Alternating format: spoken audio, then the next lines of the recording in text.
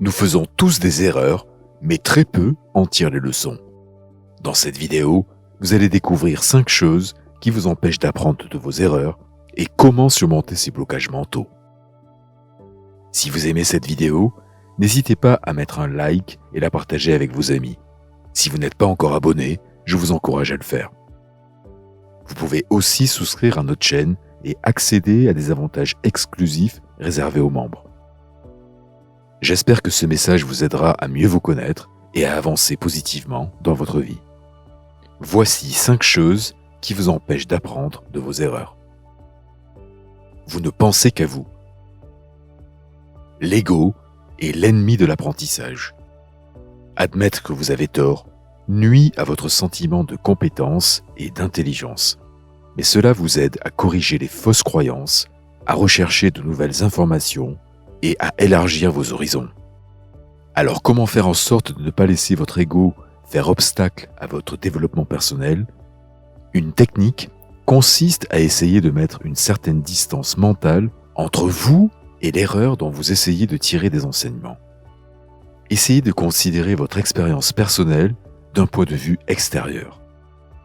Vous pouvez par exemple vous demander « Pourquoi Laurent a-t-il échoué ?» au lieu de vous demander « Pourquoi est-ce que j'ai échoué ?» Bien que cela puisse paraître très simple, cette technique fonctionne. Vous cachez vos échecs. Les gens ont tendance à cacher leurs propres échecs par honte. Mais l'une des meilleures façons d'apprendre de ces erreurs est de les transformer en histoires inspirantes pour le grand bénéfice des autres.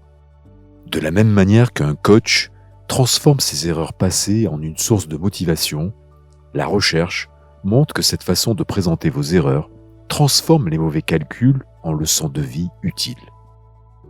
Des lycéens qui ont partagé leurs échecs avec des collégiens ont obtenu de meilleures notes que ceux qui n'ont pas recadré leurs échecs. Les collégiens qui ont ensuite donné des conseils aux élèves de l'école primaire ont passé plus de temps à faire leurs devoirs. Le simple fait de partager de manière informelle vos leçons durement acquises vous aidera à dégager et à consolider les enseignements tirés de certaines de vos expériences les plus difficiles. Vous réprimez vos sentiments. L'échec vous fait-il du bien? Non, vous vous sentez mal. Ce n'est pas amusant, mais c'est nécessaire. La douleur est la façon dont la nature nous encourage à apprendre et à ne pas faire quelque chose. Donc, lorsque vous réprimez la douleur, vous réprimez aussi l'apprentissage. Il est essentiel de se laisser aller à ressentir réellement ses échecs si l'on veut qu'ils nous rendent plus sages sur le long terme. Il ne faut donc pas fuir ces sentiments. La tristesse semble améliorer la mémoire et le jugement, ce qui peut nous aider à réussir à l'avenir. Le regret peut en fait aiguiser notre motivation. Vous oubliez votre pourquoi. Lorsque vous commettez une erreur, il est facile de se laisser entraîner dans une boucle où l'on s'en veut, où l'on remet en question chaque étape que vous avez franchie. La réflexion et le mécontentement font partie du processus de gestion de l'échec, mais une focalisation obsessionnelle sur les détails de votre erreur ne vous aide pas vraiment à vous relever et à appliquer ce que vous avez appris de cette expérience. Qu'est-ce qui peut réellement vous aider? Vous concentrer sur la raison pour laquelle vous vous êtes mis dans cette position en premier lieu.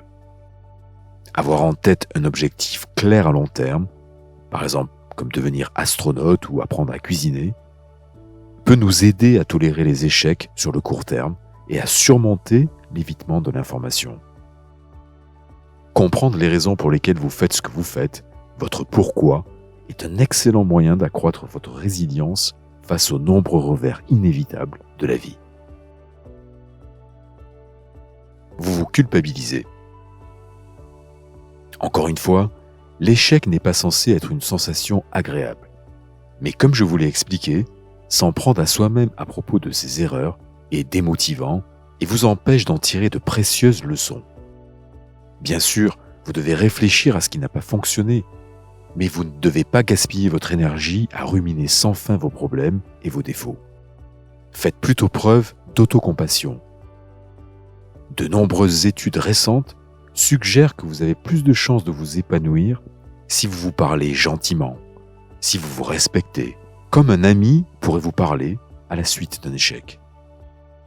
Plutôt que de considérer l'échec comme un témoignage de vos faiblesses personnelles, rappelez-vous que l'erreur est humaine et universelle. La question n'est pas de savoir si vous allez échouer, mais quand vous allez échouer.